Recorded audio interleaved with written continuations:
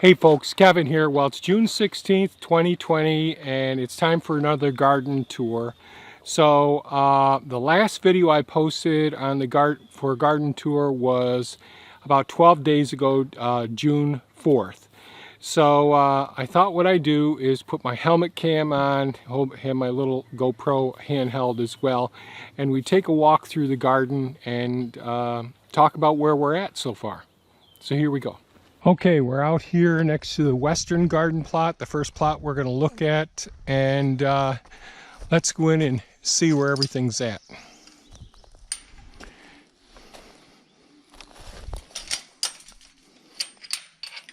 So we'll start off over here on the in the area where the honeyberries are planted. So the honeyberries are doing extremely well for the most part. We do have some of the scarlet red runner beans along the chain link there as well, heavily wood chipped in this area, and the honeyberries are doing great. Always have to watch, so when these drip tapes aren't completely covered and the heat hits them, the sun hits them, when they touch some of the plants, they can actually burn them and damage them. So I have to do a little more weeding in this area, and I don't think that there's an easy solution for what to do with the drip tape in this area. I have no plans of using a weed mat covering unless I can get some more small wood chips to cover up the drip tape. There's still a couple of these mulberry hardwood cuttings that I stuck in here. Kind of surprised that the leaves are still green. I'm wondering if they are putting on any roots down there. Now over here we've got the blueberries in our permanent raised beds. These are the 1-year-old blueberries. A couple of them didn't make it, as you can see. Here's one that didn't make it, but the ones that have made it are doing pretty well so far. I'm pretty happy with them. These are the smaller ones, the ones that weren't in very good shape. But so we got 3 beds of the blueberry plants, and these 2 beds are doing better, different varieties, and we don't have the labels on them yet. We have a code for them, but the labels are inside. And as you can see, here's some more quackgrass started here, some pokeweed as well. So I've got to get it weeded in here, and this area I've got to get weed mats down as well. I really don't like spending the time doing the weeding that I am. The cauliflower is making some pretty good progress so far. Pretty happy with how they're looking. Same with the Acer red cabbage. They're both looking pretty good. Very nice. Over there where the drip tape, where the building is, there is a row of some of the small lupines starting to show up, but I've got to do some more weeding there as well. And I still got to get the weed mats down in here. But not nearly as many weeds. And the quackgrass, boy, I really knocked a lot of that out. Knocked a lot of the the goldenrod and the ragweed, all of those that were coming up. But there's still some. They're tenacious. When the roots are still pretty hardy, they can send up more. Just like with the quackgrass, they can send up more. So I have to keep knocking them off and get the weed mats down here as well. More of the scarlet red runner beans on each side over here. I did put up some of the hog panel. I really don't like the hog panel. It's a heavier gauge metal than the cattle panel. So the cattle panel has fairly uniform squares throughout. So this is the base of the cattle panel. It's a little bit lighter duty, lighter gauge, but you can fit your hands through cattle panel, whereas the hog panel down here, you'll see you really can't get your hands through it. It's heavier. I bought this used from a goat farmer, and the goats climbed up on it, and they can do a lot of damage to it, as you can see. But I've been able to keep the weeds fairly well under control in this bed. Over here on this first drip line here are all the blue Hubbard squash. And over here, these are cantaloupes right in this area. And down here, there's, what are these? Honeydews down in this area. So those were ones that we had in the 3-inch by 3-inch cells. And they're all doing pretty well so far, taking the transfer pretty well. I do want to get the weed mats down in all of these areas, but we've had, this season's been a challenge for a couple of reasons. One of the things that happened during this spring, we had a very cold start to the spring. Then we had this, I don't know, much higher than normal temperatures for a couple of weeks, then subnormal temperatures for the last week or so, and almost like real early spring temperatures. And then after that, well, in addition to that, we're going through a pretty dry spell. We haven't had any rain at all in June. Or the end of May. So you can see some of the grass around here is getting pretty dry and brittle. Thank God for irrigation systems. So go over here to the central garden plot, and I should have posted a video yesterday looking at, talking about the San Marzano tomatoes.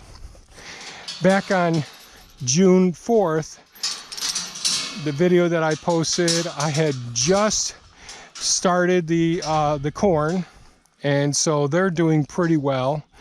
The soil wasn't perfect, so the spacing with the earthway seeder was a little haphazard, and there were some wide spaces, so we did come back after the initial ones came up and put some more seed down.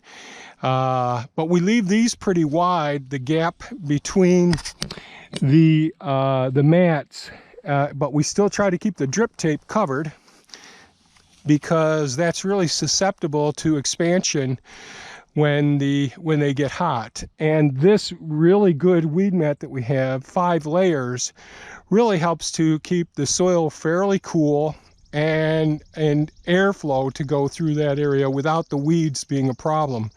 I still have some cleaning up to do.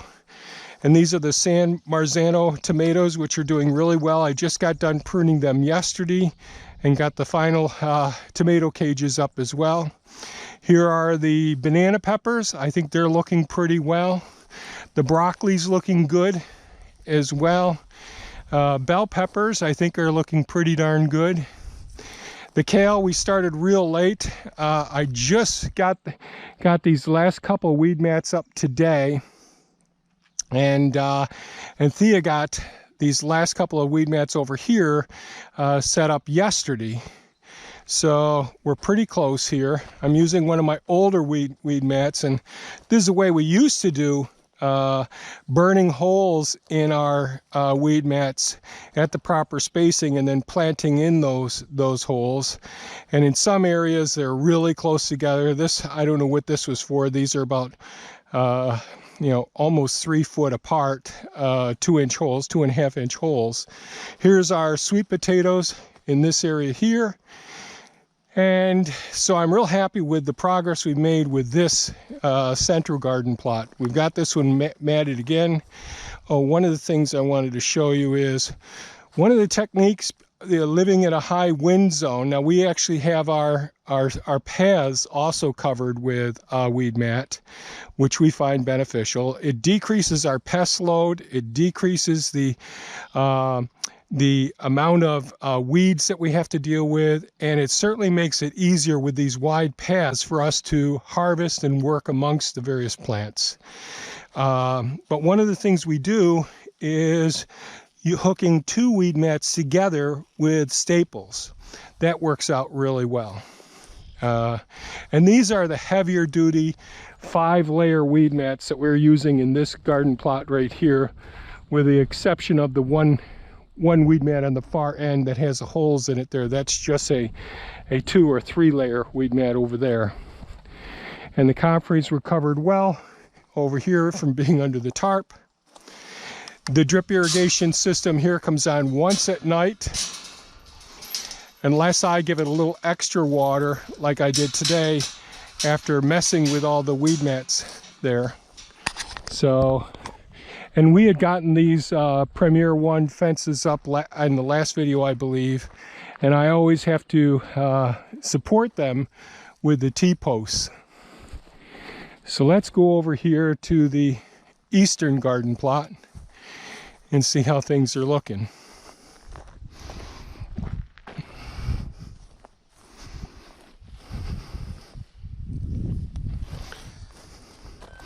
So this is our main cattle panel tunnel here, supported with T-posts and all of the cable ties that we use, compost on each side, wood chips in the center, and we're growing Scarlet Red Runner beans. Really nice big beans. These are my beans of choice. Although I love all different beans, these are the ones I love the most. We got our leeks in this year, and I'll probably post another video on how we deal with our leeks, and different than we've done it in the past. Last year we had tons of weed issues. And so the leeks are actually looking pretty good so far, but the drip tapes, it has to be weed matted here. And of course, being completely exposed to the sun, you see that the soil dries right out right here, and it should be closer to the leeks themselves. But I'm real happy with how they're going so far. I've got a weed here. You can see the purslane and the lamb's quarter are all moving in. There is some quackgrass, but we knocked 95% of the quackgrass out of here. And again, another bed of leeks. And what we're doing, one of the things we're doing differently, is I burnt up one of the mats so I'd have 1 foot wide sections that I could run down the center. Therefore, that's covering one drip tape, and that will prevent weeds for that area. And so we'll show the next phase of it in the probably next week's video, if I can make it a video next week. Here we've got our eggplants. These are the Oriental eggplants. We've got some backups if we need to replace them. They're a little bit of a challenge to transplant and all. And of course, we haven't had the weed mats on yet, so that's a bit of an issue. So we got to get those on. These are the Black Beauty eggplants here.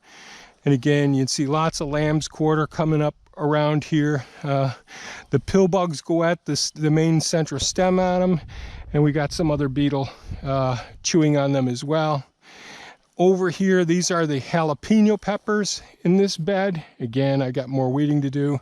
These are our blue peppers. They've been coming up so well, I started hilling them up. And what I used was, because I had to transplant one of the citrus plants, soil wasn't draining that well, so I went ahead and emptied a couple of pots. So you see some perlite mixed in here as well with what was some of our potted plants. But I'll be bringing some of the potting soil over here that I make and hilling up these blue potatoes as well. And you can see how when the sun's out, these buggers are just going to go ahead, and the drip tapes are just going to expand, and you can see they tend to move all over the place, move away from the plants as well. So that's an issue. So these drip tapes being covered by weed mats really makes a big difference. Thea's dill doing really well here. I don't know if you can see. This is the female flower on the hardy kiwi. There's lots of competition for the bees right now because all the honey locusts are in flower, and man, they almost sounds like a swarm over there in that area. We had some extra sage plants, so we put them in here. These will end up going out in the food forest either in the fall, probably in the fall. The lettuce is still going strong here. Thea harvested all the spinach and froze that for the winter. And the Scarlet Red Runner beans are doing great despite being right in with the lettuce. And you see lots of bird dropping here. This is all insect remains here. The kingbirds have moved in here and have been controlling all of these airborne insects so well. The only insect that's a bit of a pain right now are the horseflies. Last time we walked over into the dog run area to see the lupines and the one peach tree. We're not going to do that today. Over here, these I believe are the butternut squash. Yes, I think they are the butternuts. Butternuts on this side. And over here we have the sweet Georgia candy squash over on this side. There are some of the chamomile here as well. I got this area, got the load of wood chips in, so I was able to sheet mulch this area over here. And there is some sage right down at the edge of this weed mat here. Hopefully it'll be okay. Cucumbers along this end here. And a few cucumbers right over on this edge.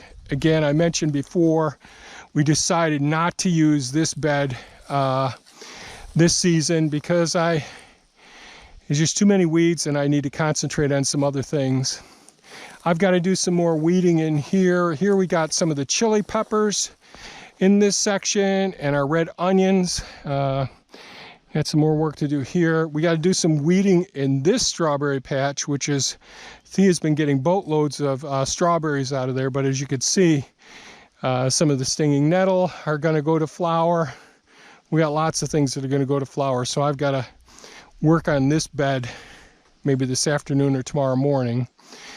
And the rain gutter, we're using half of it right now.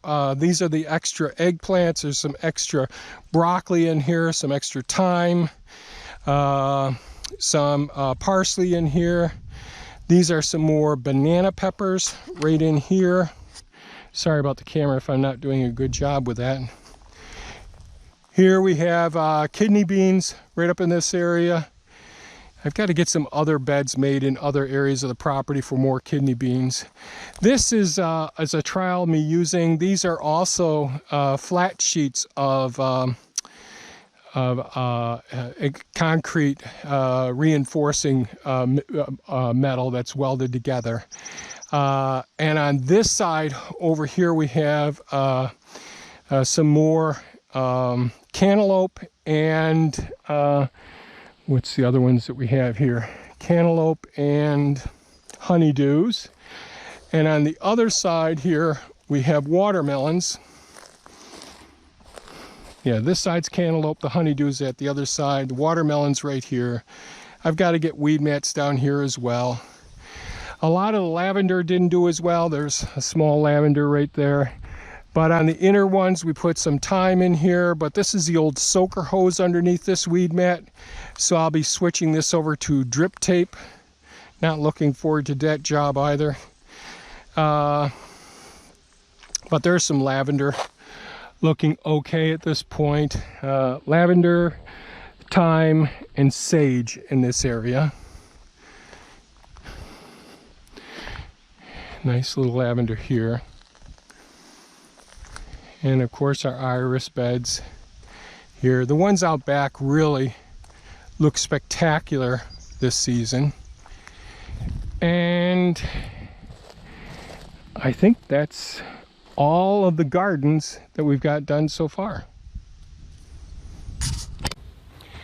Well, that's a walkabout, a tour of the gardens. It may not look like we got all that much done, but I'm pretty happy with the amount that we got done. It's always frustrating. Each day I feel like I need to get more stuff done, and but there's all the distractions. The lawnmower breaking a couple of times, the truck needing gas lines, a water pump, and then the other projects, trying to get the blackberries fenced in because the deer have been going in there and really munching them down like crazy, and doing some of the work that had to be done in the second food forest and all those sorts of things. So I hope to give you some updates on some of the other projects that we're doing, as well as try every week to 2 weeks giving you an update on how the gardens are doing. The winds have been crazy the last couple of weeks. We're getting weed mats. Yesterday and today we were able to do some weed mat work, and a lot of work will be reduced once we have the weed mats down, but it always takes 2 people to get the weed mats down because the wind can just grab it in a second and damage all the other crops by it. So enough of my excuses. That's an update so far. I hope you enjoyed it. If you have any comments or questions, feel free to leave them below. If you found the video of value, give us a thumbs up. We always appreciate it. Share it with your friends. And certainly, folks, have a super fantastic day and stay safe. Bye-bye now.